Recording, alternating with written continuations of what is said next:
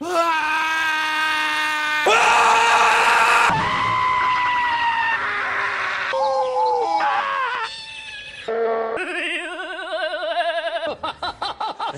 where are my socks? Honey, where are my socks? Honey, where? Daddy, would you like some sausage? Daddy, would you like Fucker! You fucker! Hey, fucker! Oh! Huh? What the f?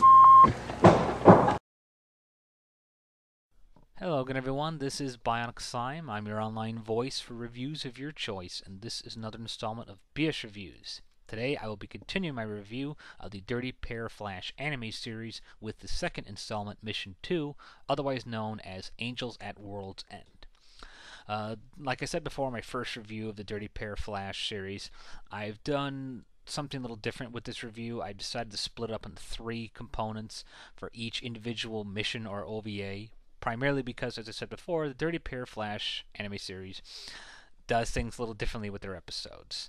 For each individual volume, a specific number of episodes is located in each volume, with an independent, separate, interlocking storyline for all episodes in each volume. So I felt it would be more faithful and respectful to the series to review it as independent volumes, as opposed to just reviewing it in a lump sum like I usually do with my reviews.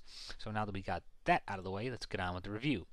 Dirty Pair Flash Angels at World's End is brought to you by ADV Films, Sunrise, and Bandai Entertainment. It was directed by Tomomomi Mochizuki.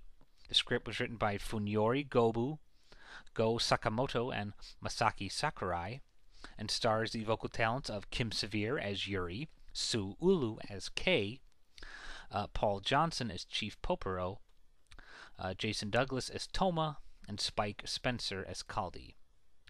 The plot of Dirty Pair Flash Angels at World's End.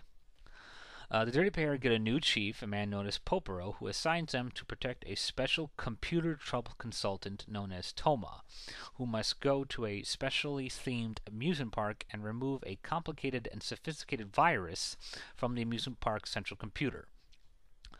And Kei and Yuri are supposed to serve as Toma's bodyguards, as there are people who not only implanted the virus, but are sending hitmen and other enemies to eliminate Toma so he can't remove the virus, which is crippling the amusement park. The amusement park is known as World's World, which is a live, virtual, 3D, sort of like living experience amusement park. It's a recreation, imitation of our 21st century lifestyle.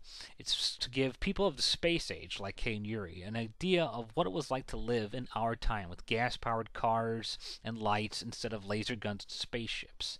Unfortunately, when Toma goes to remove the virus, he learns it's going to be a little bit more complicated than that, and they must stay there for 2 weeks, with Kei and Yuri remaining as his bodyguards for 2 weeks. So they must deal with every crazy, wacky thing in order to get home, such as ghosts, creepy conmen, crazy cyborg stalkers, everything else that can get thrown at them. Review of the plot. As I said before, the first Dirty Pair Flash volume, despite its problems, had a really good plot, and while this one lacks the sophisticated polish that the first one had, I have to say this is by far one of the most unique plots I've ever really seen.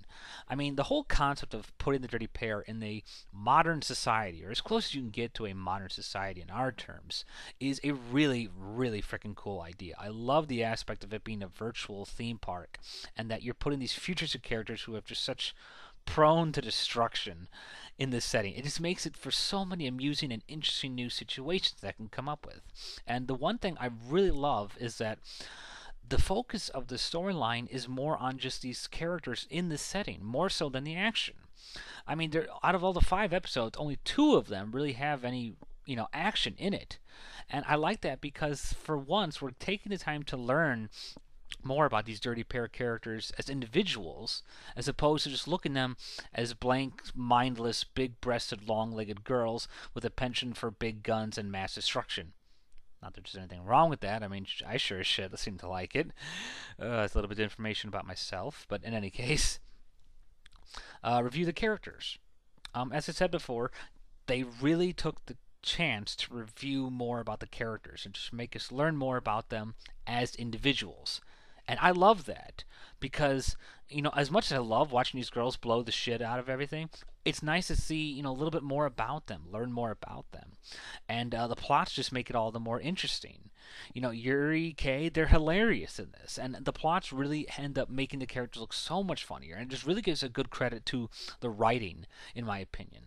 Now, I love Kay. She's actually, in my opinion, one of the most beautiful anime women. I love her in this version and the original Dirty Pair version. And what I love best about her in this volume is that she finally gets some more, spotlight treatment. And Sue Ulu has really perfected Kay. I mean, she's so much better than she was before. And she really gives a good sense of emotion and just nervousness to the character. There's this one episode where the girls are stuck at this high school for sleeping there, and there's all these rumors of ghosts and goblins haunting there, and Kay is actually terrified of ghosts and spirits, and it's really amusing and interesting to see a character who was always tough as nails, big bald kind of badass kind of girl get turned into such a shrieking, ninny over ghosts. And it's really interesting because we finally get some interesting detail about her character.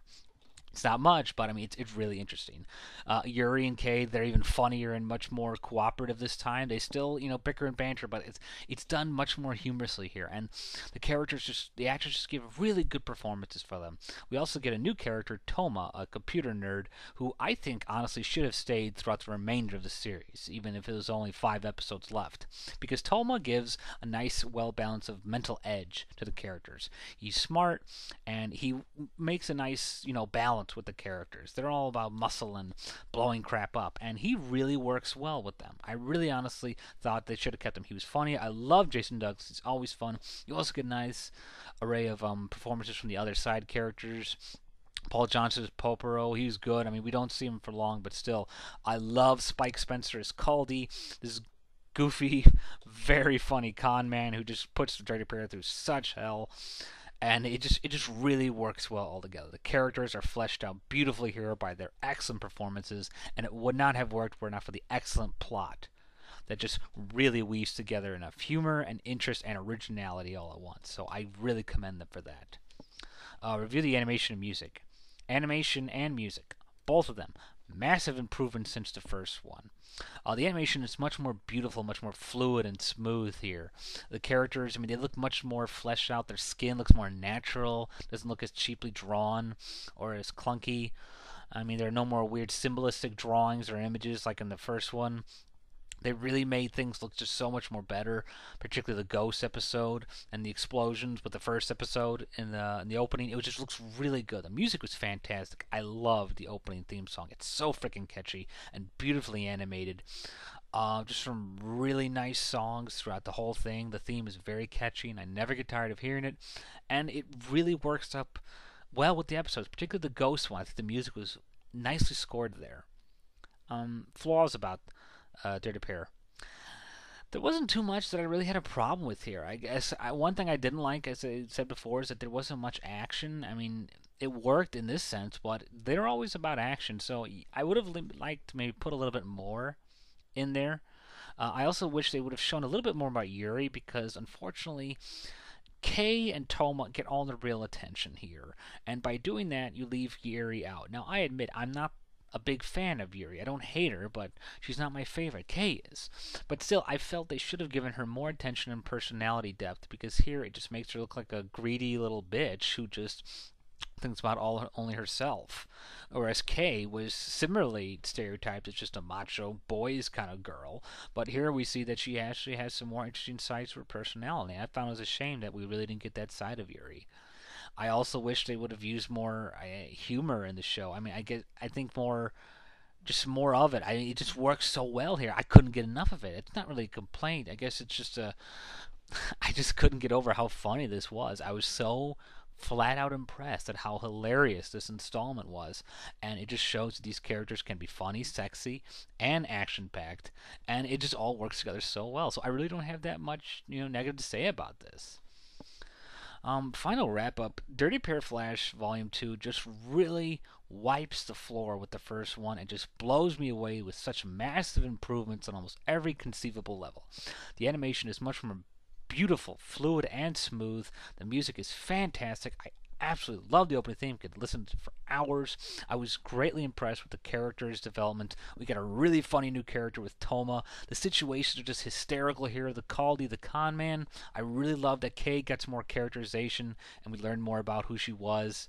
The storyline with the virtual amusement park. It's such a great concept. Everything here just worked together so well. This is a massive improvement, and I think anyone who was disappointed with the first volume should definitely check this out because everything is improved on such drastic levels that this easily is my favorite volume out of all three.